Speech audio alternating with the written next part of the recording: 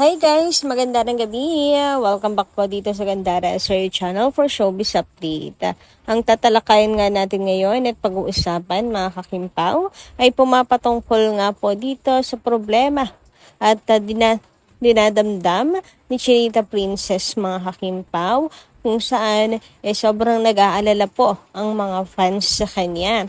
So bakit nga ba mga kimpawent ano tong problema ni Chinita Princess? So yan ang aalamin po natin at pag-uusapan ngayong gabing ito. Pero bago tayo magsimula, sa mga hindi pa po nakaka-subscribe sa ating channel, pakiclick lang po tayo na ating subscribe button at notification bell na riyan po sa baba para mag-updated po kayo at ma-notify tuwing may bago po tayong chika at balita hinggil sa Kimpaw. Maraming salamat! So, welcome back po again sa ating channel mga ka-KP. And simulan na natin ngayon ang ating pong chikahan sa gabing ito. At unahin na natin pag-usapan ang mga comment na ating mga subscribers bilang pasasalamat po sa walang sawang pagsuporta at pagtutok sa ating pong mga balita.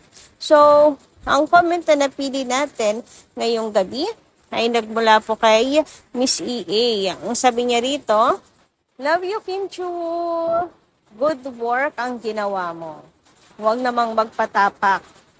Sobra kang mabait, anak. Senior 78 na ako. High blood sa sinabi tungkol sa mga fans mo. Isa akong senior 78. Kung hindi masakit sinabi niya, hindi sasagot si Kimi. Ang fans ni Kimi, family niya, ang turing. At talaga namang mahal na mahal ng fans at mahal din ni Kimi ang mga fans niya. Kami, mahal lalo ang mga seniors. Excuse me, fans kami. Nasasaktan kami. Lalo kaming mga seniors. Sasabihin pa na cheap. Excuse me, seniors, may happiness, may inspiration, may vitamins. Sawa na si Kimi. Sa trophy, sa dami, sa inyo na lang yan. Mga best na yan. Tama yung ginawa ni Kimi. Huwag yung bow ka lang ng bow kahit nasasaktan. Kasi si Kimi, smile lang. Kaya nasanay na si Kimi. Hindi kumikibo. Tama yung ginawa ni Kim. Mahal siya ng mga fans niya, dapat lang mahalin niya. At ang sabi ni Kimi, family na niya ang mga fans niya. Sa Seoul Drama Awards, kung hindi si Paolo ang mananalo, si Queen Kim Chu ang mananalo. Hindi kayang talunin si Kim Chu. Darapalan, yung Diyos mo. Nabanggit lahat? Only the Queen Kim Chu ang nakalimutan?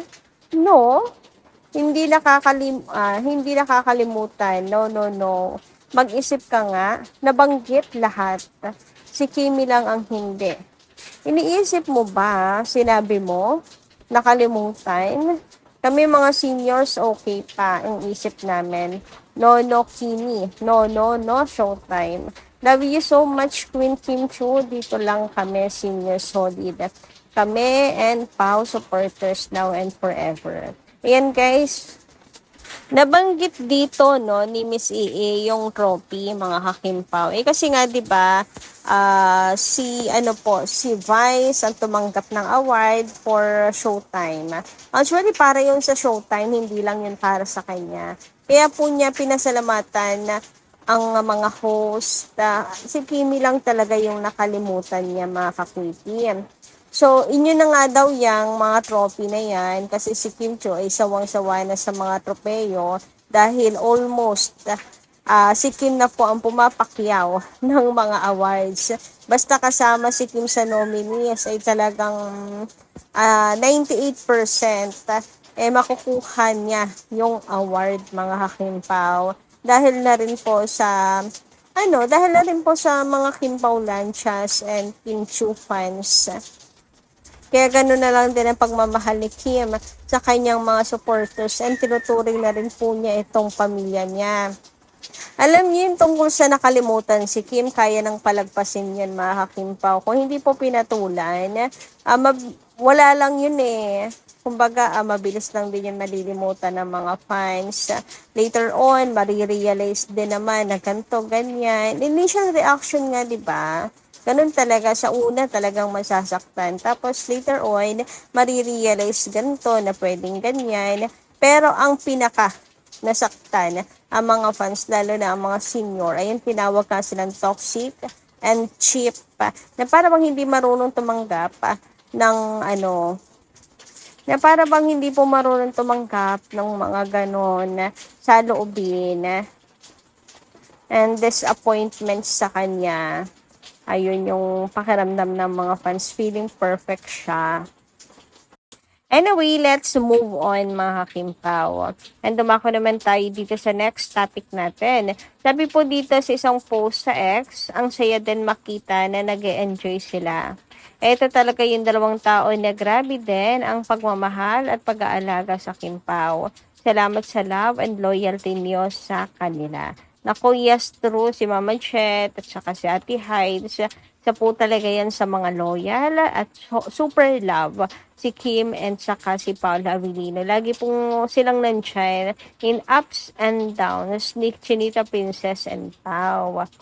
Kaya nakakatuwa po makita sila na nag-enjoy din po sa kanilang buhay and saka pinagtitake din po sila ng vacation nila Kim and Paolo. Saka alagang-alaga din naman sila ni Kim and Pao. Hindi rin naman sila pinapabayaan. Kumbaga, give and take po yan. Ginagawa nila yung part nila at ginagawa rin ng Kim Pao ang part nila. 'Di ba? Kasi nga mabuting tao po sila Kim and Paolo. Kaya wala pong reklamo ang mga katrabaho nila, mga tao nakapaligid sa kanila, mga kakimpaw. And isa po sila sa mga patotoo, mga patunay ng kabutihan nila Kim and Paolo sa kanilang mga katrabaho at mga kasamahan. Ayan. So, lahat ng mga natatamasa nila Kim and Paolo, meron din pong blessings sa kanila. Anyway, eto naman po ang bagong pinagkakaguluhan ngayon sa social media. Ang post ni Chinita Princess kung saan nag-walking nga po sila sa Australia pa din po ata ito. Ito yung sa Harbour Bridge, mga kakimpaw. Famous bridge po dyan sa Australia. So, si Kimi na po, since nabanggit na rin naman ni Pao, wala namang kailangan pang itago mga Kimpaw. Alam niyo, natutuwa ako kasi hindi na natin kinakailangan magantay ng months and years, weeks dahil nag-upload na agad si Chinita Princess. So, ayan po yun, mga kakipi. And, napansin lang ng mga fans na bakit parang malungkot si Chinita Princess, lalo pa sa kanyang pong background music, nais kong magsumbong sa'yo yung kanta, pagod na ako. So, yun yung, naging basihan nila. Kasi, syempre, yung mga kanyang background music, isa po yan sa talaga nagbibigay buhay sa emosyon ng isang tao. So, yan po yung ginamit ni Kim.